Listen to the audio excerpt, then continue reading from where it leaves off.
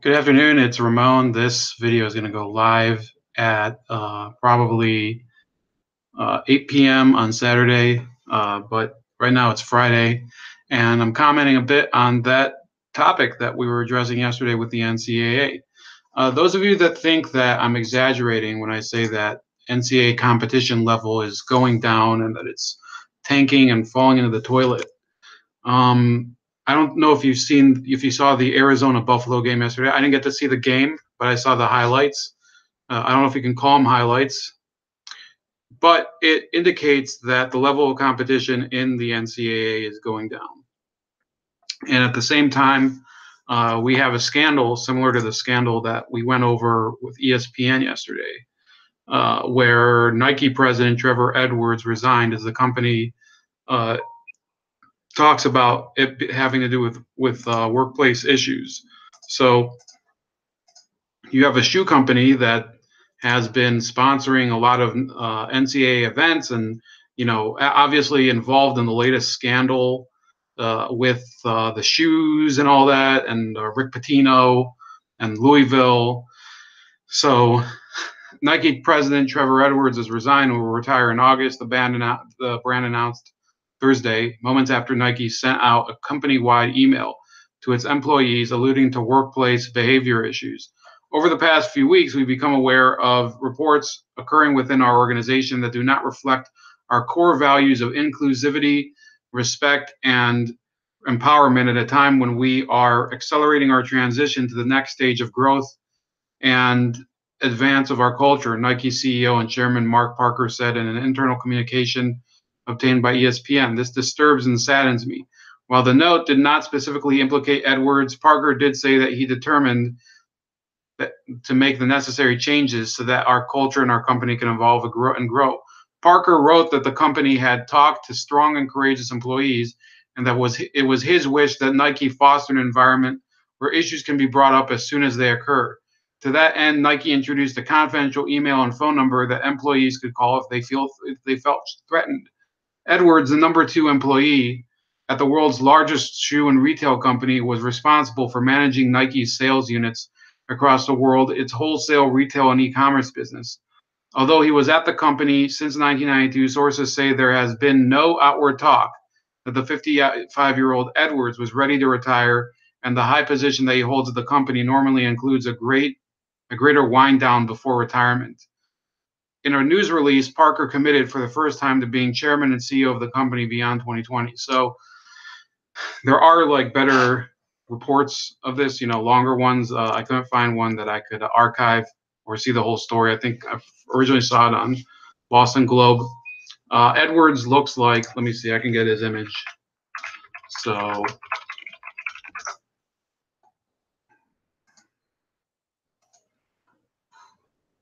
this is him.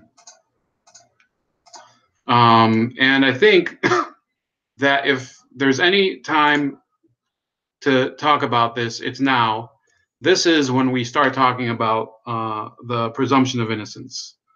Just like with Roy Moore, just like with all the other people accused of workplace harassment or of issues of sexual misconduct or something. Look, maybe Nike does have an internal process to address this or whatever, but if I were Edwards, I'd probably, perhaps the retirement package is good enough that he doesn't have to fight for his position. But if your reputation is not intact, then I hope it's a lot of money for him. Then again, he could be guilty. But the whole issue here is that we have Nike, a corporation that is trying to sweep this issue basically under the rug. And in my opinion, this does not behoove, the this does not behoove having a healthy country where people are able to interact with people safely in the workplace. Okay, so let me see here. This is from Axios.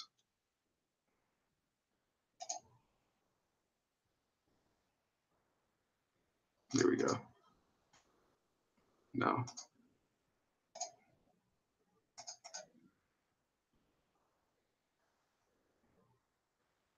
So anyway, why am I connecting the two issues? Well, you have a multi-billion-dollar corporation that is basically one of the most politically correct groups.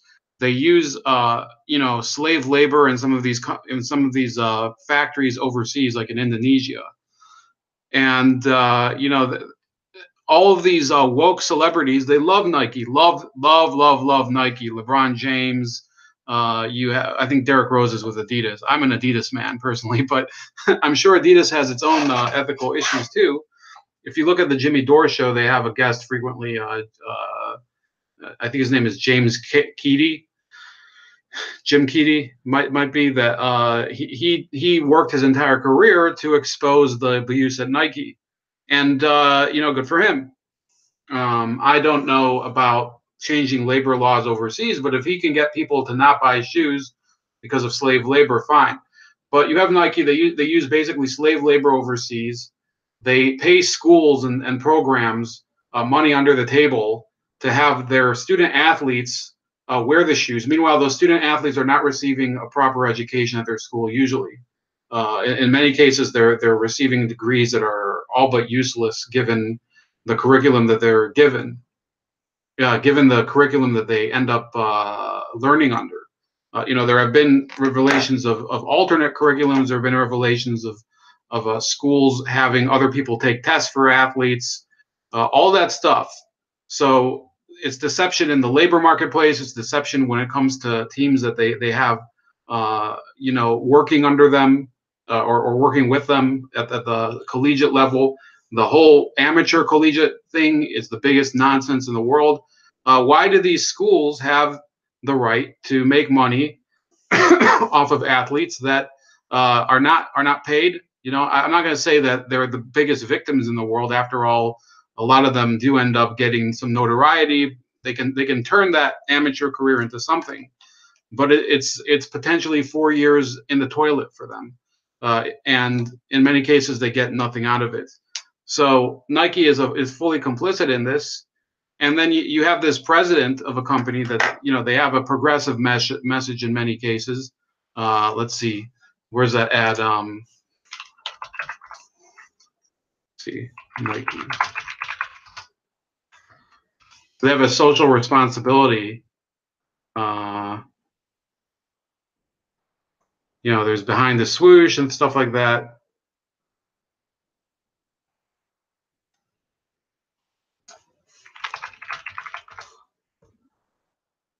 Here we go, the equality ad. Is this the land history? I don't know if you guys can hear this. Probably not, but I'll just feature it on the screen, and just enjoy. Here, within these lines, on this.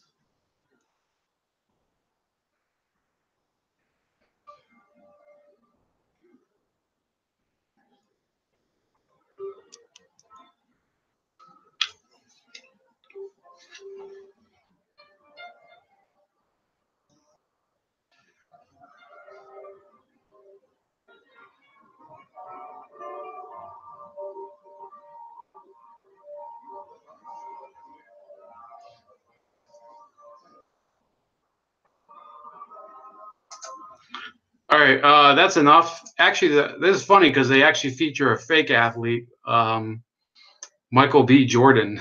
That maybe they couldn't get the actual Michael Jordan, who has this massive brand that was made by Nike to appear in the commercial. So they got Michael B. Jordan, who's not related to him, but was the boxer in Creed, to go out there and basically make a greedy multi-billion-dollar corporation look like it's woke and into social justice. It's not. Nike is just as greedy as me, probably more greedy than me, but I have a right to be greedy. I don't have this massive campus in Oregon, and I don't have all these schools that are basically taking money under the table for me to wear my shoes. And yeah, so it's no coincidence that in such a proximate time you have Nike with this scandal, and you have the NCAA. In my opinion, it's going to turn soon into even more of a joke than it is right now, and possibly in the future. Remember, this whole NBA minor league stuff. It's already existing. You have the NBA D League. People are going to stop going to the NCAA, the top athletes, and that March Madness is just going to be a joke.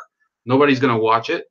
The top players in the nation are not going to be going to the NBA draft from college anymore. They're going to be going from other sources, Europe or wherever.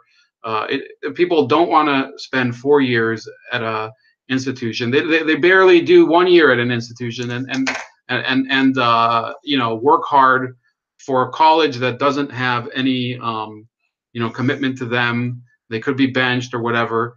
Not not under this model. If you want a model that'll work, I presented that model last night on my stream with number 80. And what about the game? What about the game with the Wildcats, the Arizona Wildcats, and the Buffalo Bulls? Those of you that have no clue about college basketball around the world, Arizona was for many years one of the greatest programs in the country. And they still are one of the better programs, especially in the Pac-10, or Pac-12, which is one of the premier college sports conferences in the nation. And they got destroyed by Buffalo, a team that they're more known for plowing snow than they are for basketball. With all due respect, I mean, I didn't go to a power program either. I didn't play basketball, of course, but the school I went to wasn't that big. But nobody would have thought that Buffalo, a team in the I think they're in the what conference are they even in? I don't even think they're in the Big East. I think they might even, they're in the MAC conference. The MAC conference is for small schools in the Midwest. So after getting just embarrassed, 89-68 by a team of kids who probably a lot of them are not even going to play again in an organized fashion because they're seniors. You have Arizona freshman DeAndre Ayton. So after 1 year of college, DeAndre Ayton has decided that he's going to leave Arizona and go declare for the draft in the NBA. And his teammate Alonzo Trier Jr., which, that's 2 more years, but still is also going to go. I think that based on this, these guys did not care. They don't care at all about the program that they signed on to. It was a 1 year program for at least one of these guys to get noticed and get into the NBA draft formula, show that he's worthy of the competition. So he did show that he had a great year at the team. They came into the tournament as a 4 seed. The 4 seed is not bad. Obviously, they could have done better. I don't know who got the 1 seed from the Pac-12, but at this point, it doesn't matter because what this shows actually is that not that they were able to perform at that level of competition, but that they brought that level of competition down. If you get into the NCAA tournament and you don't even try, and your team gets just embarrassed by a team of players who probably most of them will never play a game in the NBA, then obviously you weren't trying. Obviously, the NCAA tournament is not the top level of competition in college. The regular season, where you're trying to get noticed by scouts, is, and the tournament is now a farce. And this affects the fans. It affects the people who come and watch the game. This affects the people who work for the programs. And it shows that the NCAA needs to change. Obviously, I don't think I can tell these people to stay in college because they didn't want to. They didn't want to even go to college. They want to go to the NBA. The goal is not to be NCAA champion. The goal is to be, a first-round pick in the NBA. So, for those of you thinking, oh, this is not really an issue. This is an issue that has nothing to do with real problems in the world. Arizona universities on the 16th, which is today.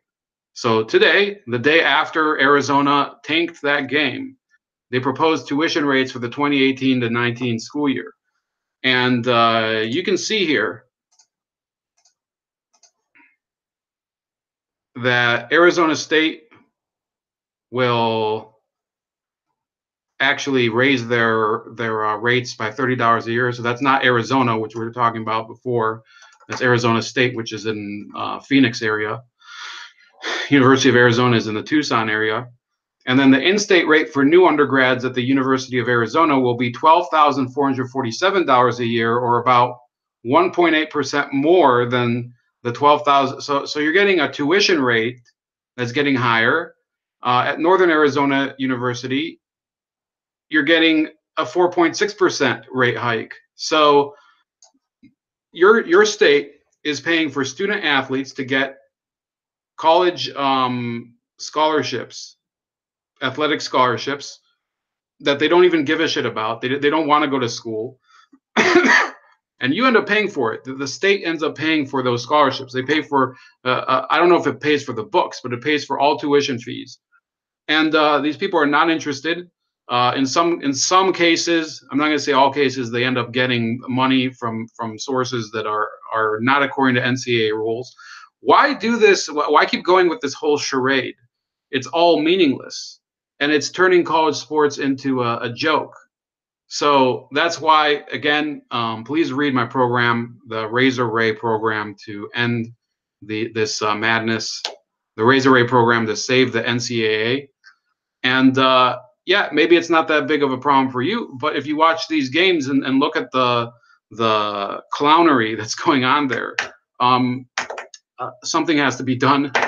That's it. Have a great weekend. Good Shabbos for those of you that believe in Day of Rest, and have a good night.